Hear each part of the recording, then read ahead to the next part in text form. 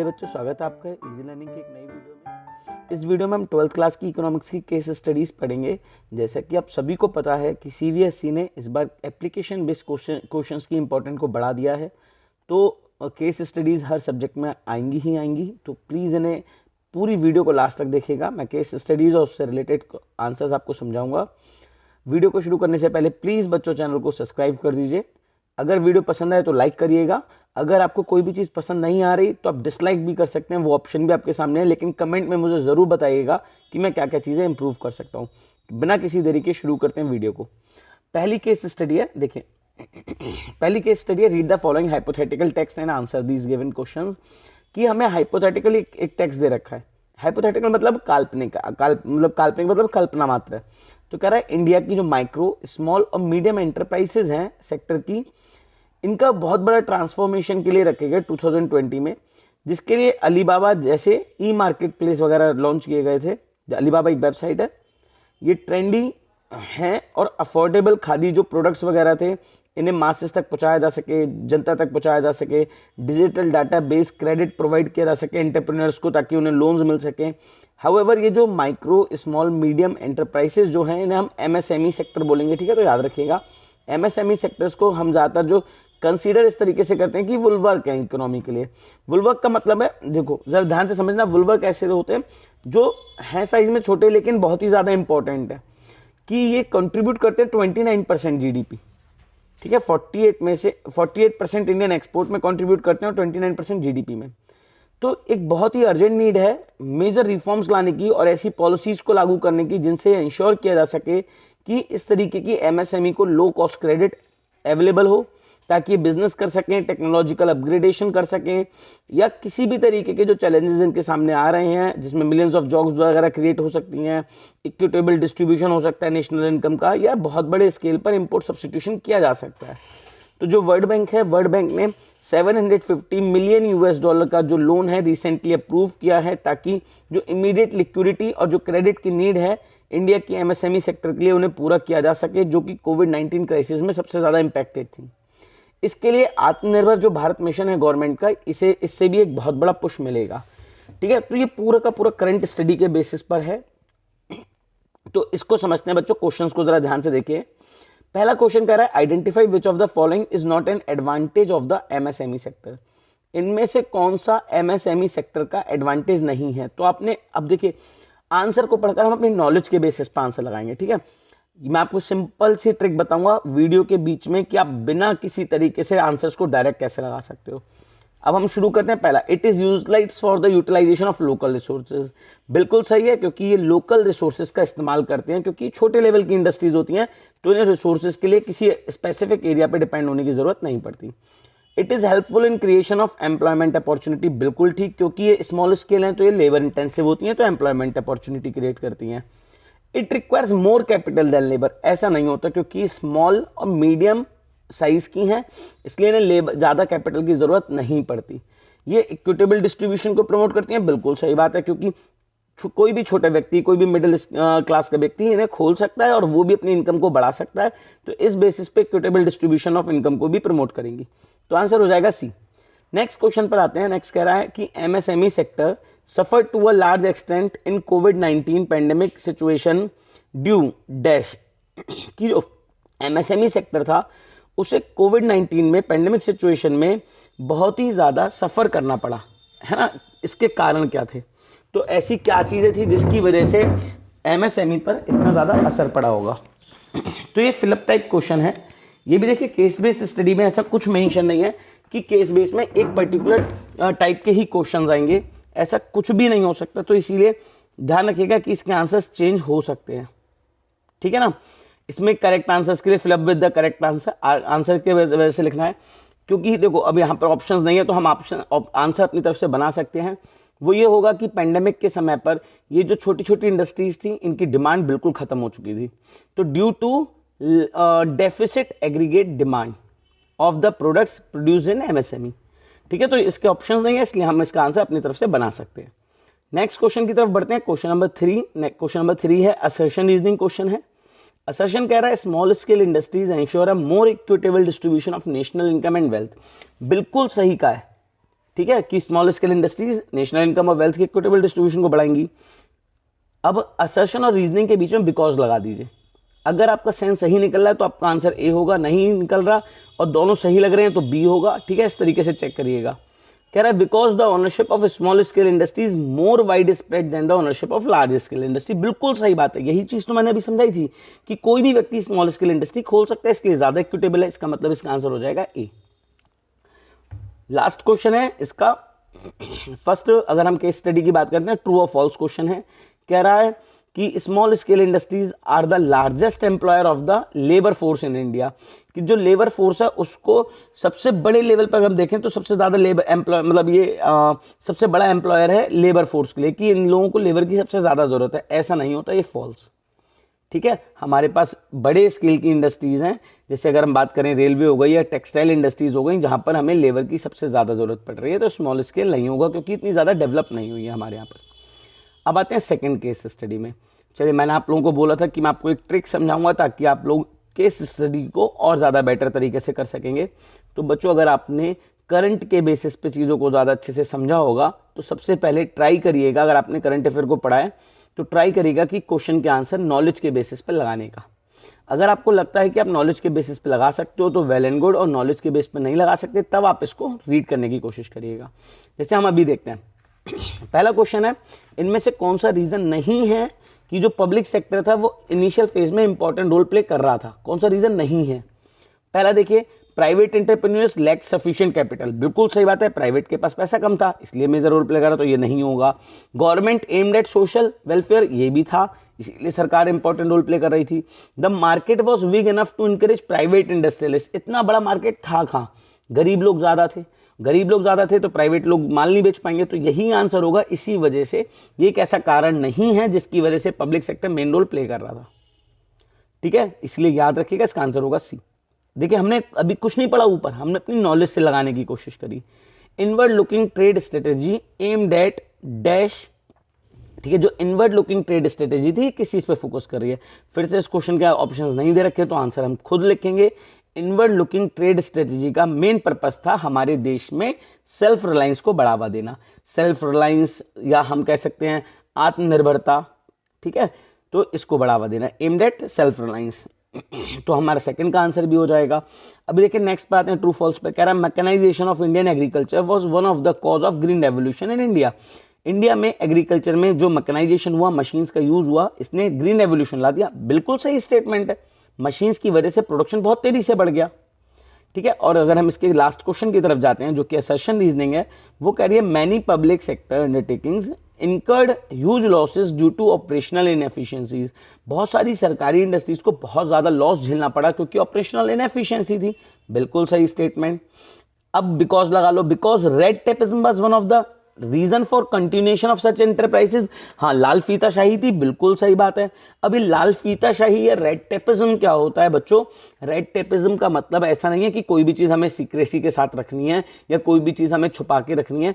Red tapism का मतलब होता है जहां पर सरकार क्या करती है, सिर्फ और सिर्फ जनता के लिए, ठीक है, इस तरीके से काम करती है कि वो अपना वोट बैंक बनाए रखे, लोगों को अपने से जोड़े रखे या पॉलिटिकल पॉपुलिज्म को बनाए रखे, है ना। इस तरीके से सरकारी इंडस्ट्रीज को घाटे में रखती हैं। ठीक है, याद रखिएगा इस तरीके की चीज़ों को। नेक्स्ट पर जाएंगे तो इसका आंसर हो जाएगा बच्चों ए, कि दोनों ही बिल्कुल स्टेटमेंट करेक्ट हैं। तो आपने देखा ना, हमने बिल्कुल केस स्टडी को पढ़ा भी नहीं और हमारे आंसर बिल्कुल सही लगे। लेकिन अब आप कहोगे कि सर इस तरीके की केस स्टडी अगर करंट से रिगार्डिंग आ गई और हमने नहीं पढ़ी होगी तो किस तरीके से आंसर बनेगा? ठीक है, देखिए मैं आपको फिर से बोल रहा हूँ, अगर आप करंट से अपडेटेड हो, आपने बुक की बहुत अच्छे से स्टडी करी है, तभी आप केस स्टडी को बिना पढ़े आंसर दे पाओगे।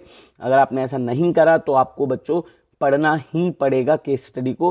केस स्टडी को पढ़ने की और उसको समझने की स्पीड को थोड़ा बढ़ाइएगा। जैसे मैं आपको दिखाता हूँ कि नेक्स्ट वाले को अगर मैं पढ़ूँ अपनी स्पीड से तो मैं कैसे समझता। Sustainable development is the synonymous in the mind of many with the colour green and for good regions.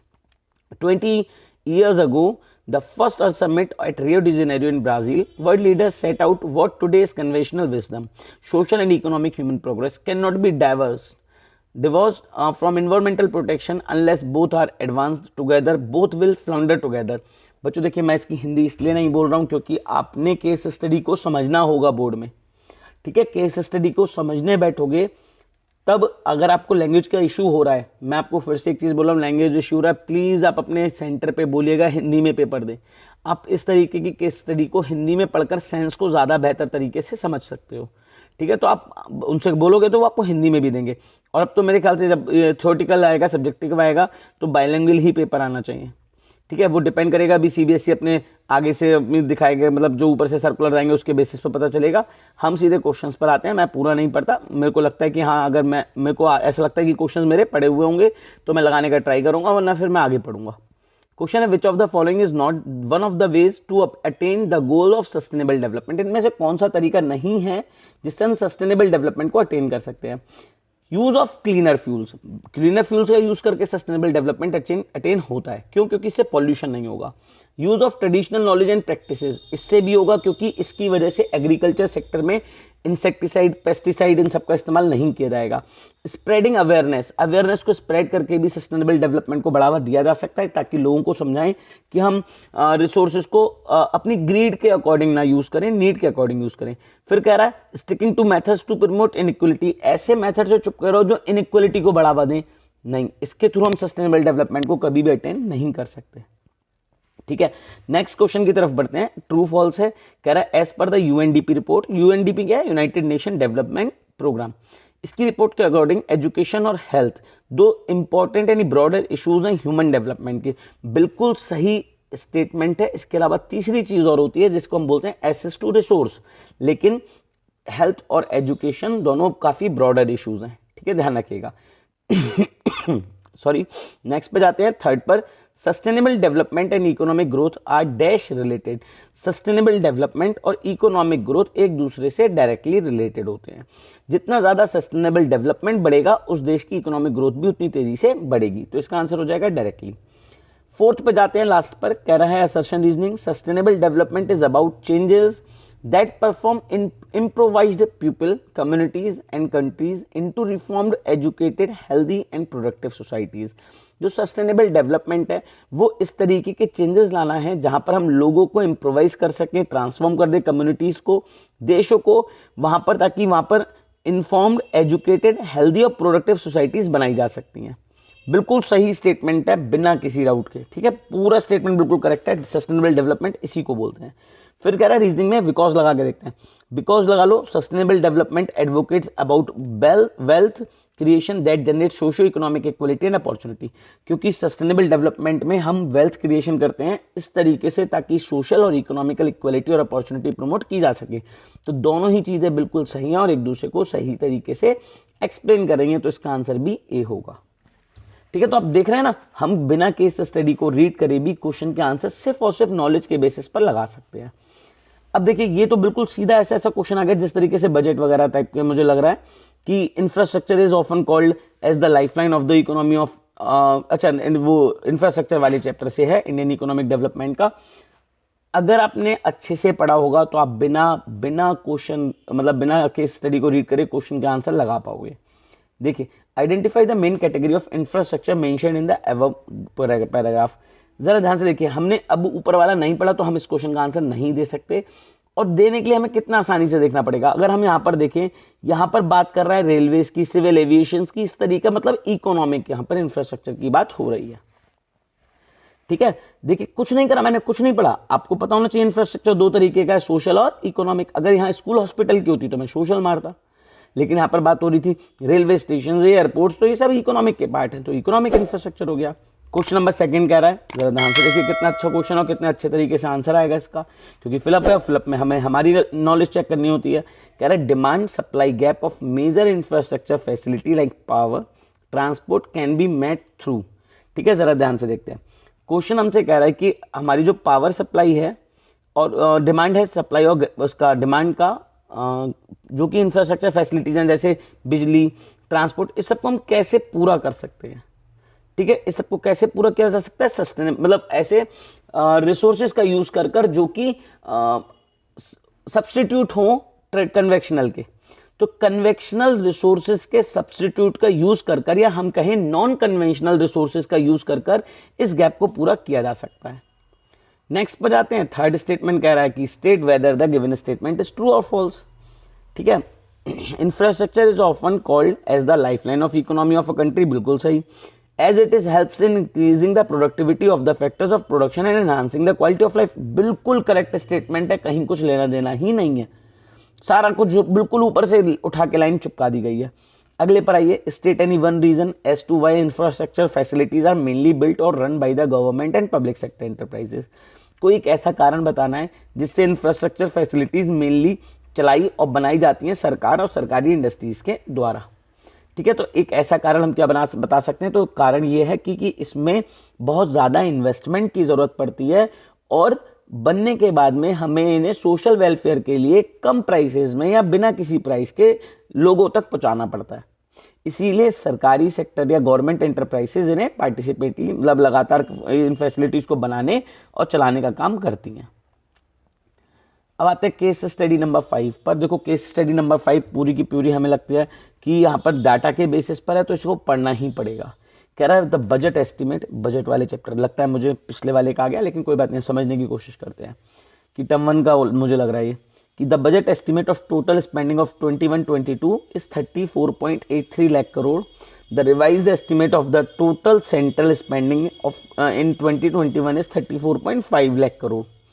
The gross domestic product deflator if one takes 14.4% nominal GDP, नहीं नॉमिनल आ गया, नॉमिनल हमारे का part है, national income का तो term 2 का ही है, बिल्कुल सही है। Growth projection for 21-22 given in the budget and 11% real GDP forecast given in the latest economic survey come to 3.4%. This means that central spending should have increased to at least 35.7 lakh crore to keep it unchanged in real terms. The fact that it has not happened implies that the 21-22 budget entails a negative fiscal stimulus of the economy. देखिए पूरा का पूरा ना जो graph है ये current से उठाया गया, जिसमें हमारा बजट का पार्ट बताया कि गवर्नमेंट की स्पेंडिंग को लेकर, जीडीपी को लेकर और महंगाई, जीडीपी डिफ्लेटर मतलब प्राइस इंडेक्स। ठीक है, प्राइस इंडेक्स के बारे में बता रखा है कि नॉमिनल के अकॉर्डिंग देखें तो 14.4% चल रहा है। ठीक है, तो ये क्वेश्चन ना नेशनल इनकम का है, ज़रा ध्यान से अब हम इसको बहुत अच्छे से पढ़ेंगे क्योंकि ना यहाँ से न्यूमेरिकल भी बनने के चांसेस होते हैं, इसलिए इस पर आइए। देखिए पहला क्वेश्चन कह रहा है हमसे with the rise in the national income the economic welfare of the people. जिस देश की नेशनल इनकम जितनी ज़्यादा बढ़ेगी उस देश की लोगों की इनकम बढ़ रही होगी, लोगों की इनकम बढ़ रही होगी तो लोगों का लिवलीहुड स्टेटस बढ़ रहा होगा, लिवलीहुड स्टेटस बढ़ रहा होगा तो गरीबी कम हो रही है, क्वालिटी ऑफ लाइफ इंप्रूव हो रही है, यानी लोगों का वेलफेयर भी राइज हो रहा है। ठीक, आगे देखिए क्वेश्चन कह रहा है जीडीपी डिफ्लेटर यानी प्राइस इंडेक्स की वैल्यू 125, नॉमिनल की वैल्यू 15,000 करोड़, रियल की निकालनी है तो आपको फॉर्मूला बहुत अच्छे से पता है, real equal to nominal upon price index multiply by 100। सीधा सीधा लगाइए, क्वेश्चन सॉल्व कर लीजिए। 15,000 आपको ये दे रखा है, डिवाइड कर लो 125 से, इनटू कर दो 100 से, और जब आप सॉल्व करोगे आंसर आ जाएगा इसका 12,000 यानी 12,000 करोड़। ठीक है, 12,000 करोड़ सीधा सीधा आंसर हो जाएगा। नेक्स्ट क्वेश्चन पे जाते हैं, क्वेश्चन नंबर 3 असर्शन रीजनिंग का क्वेश्चन है। असर्शन कह रहा है कि real GDP is always equal to nominal GDP. Real GDP हमेशा नॉमिनल के बराबर होती है? बिल्कुल नहीं, डिपेंड करता है प्राइस इंडेक्स पर। अगर प्राइस इंडेक्स की वैल्यू 100 होती तब करेगी। तो अगर हमारा पहला ही गलत आ रहा है तो इसका मतलब हमारा आंसर हमें शॉर्टली पता चल गया कि इसमें असर्शन गलत है, रीजनिंग करेक्ट होगी। ठीक है, असर्शन इज रॉन्ग और रीजनिंग इज ट्रू, ये होगा आंसर। तो हमें दे रखा है बी में ही assertion is false, reasoning is true, ये हो जाएगा। देखिए जरा रीजनिंग भी पढ़ लेते हैं। कह रहा है real GDP is better measure, real GDP ज़्यादा अच्छा मेजर है क्योंकि इसका रीज़न है क्योंकि इसमें बच्चों प्राइस इल्यूजन नहीं होता, प्राइस इल्यूजन नहीं होता। और आप में से जिसको भी पता है प्राइस इल्यूजन क्या होता है प्लीज़ कमेंट बॉक्स में बताइएगा, और नहीं पता तो प्लीज़ प्राइस इल्यूजन के आगे क्वेश्चन मार्क लगा के डालिएगा ताकि मैं आपको समझा सकूं। नेक्स्ट क्वेश्चन पे जाते हैं, लास्ट है state the significance of GDP deflator. GDP deflator के सिग्निफिकेंस बतानी है तो ज्योग्राफिकल एरिया या टाइम के अकॉर्डिंग जो प्राइस में चेंज आता है, ठीक है, उसी को हम जीडीपी डिफ्लेटर बोलते हैं। और इसके बेसिस पर हम ये जान सकते हैं कि प्राइसेस में कितने % का चेंज आ गया है। ठीक है, और इसकी मदद से हम ये भी कह सकते हैं कि हम रियल जीडीपी को एस्टिमेट भी कर सकते हैं, ये भी इसका एक सिग्निफिकेंस है। तो इस तरीके से केस स्टडी आ सकती हैं। इस तरीके की और केस स्टडी मैं आपके लिए लेता आता रहूँगा। इस तरीके की वीडियोस लगातार बनती रहेंगी आपको सैम्पल पेपर शुरू करने वाला हूँ बहुत ही जल्दी, क्योंकि मेरे जो कोर्सेज हैं बैचेस के वो कंप्लीट होने वाले हैं, इसीलिए अब हम सैम्पल पेपर की तरफ जाएंगे। तो प्लीज़ बच्चों, अगर आप पढ़ना चाहते हो चैनल को सब्सक्राइब कर दो, बेल आइकन को प्रेस कर दो ताकि आपको टाइमली नोटिफिकेशन मिल जाए। मिलते हैं तब तक नेक्स्ट